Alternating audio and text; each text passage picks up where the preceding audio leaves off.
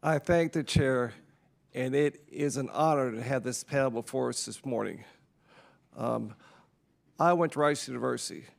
As you mentioned, Dr. Stefan, John F. Kennedy made the great speech there on September 12th of 1962, committing this country to go to the moon before the decade ended, and we did that, as you said, in less than 8 years. Miraculous. I moved to Clay Lake Forest, right there at Kirby and NASA Road 1 in 1972.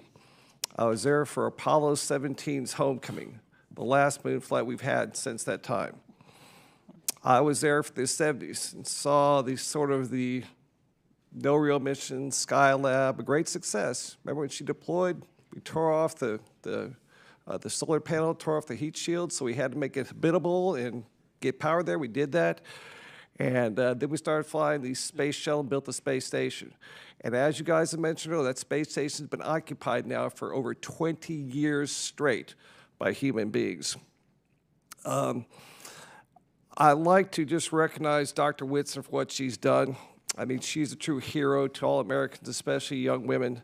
I could spend all my time gushing about your compliments, but I'll stick with the big one. This woman spent 665 days in orbit over multiple missions. That's a record for a human being in America and for a woman in the entire world. So thank you for your inspiration.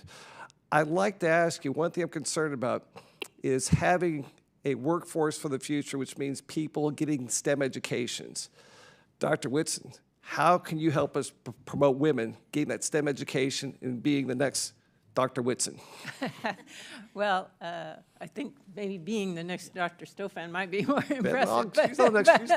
But in any case, I definitely think NASA serves as an inspiration to a lot of our young people. It does require that we get out there and reach people at a very young age, I believe. I was 9 when we first walked on the moon, and that's when I wanted to become an astronaut.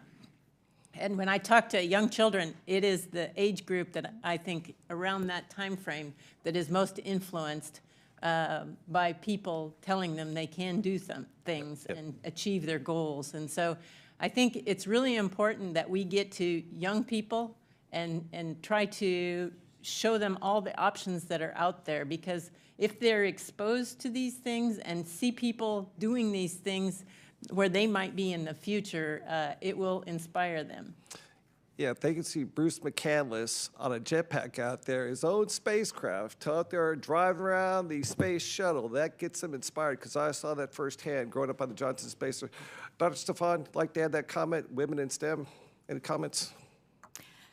I think, Marion Wright Edelman said, if you can't see it, you can't be it. And so I think it's critically important that we get role models like Peggy out there as much. We try to tell all the stories in our museum. It's one of our goals for renovating the National Air and Space Museum, to make sure we tell all the stories.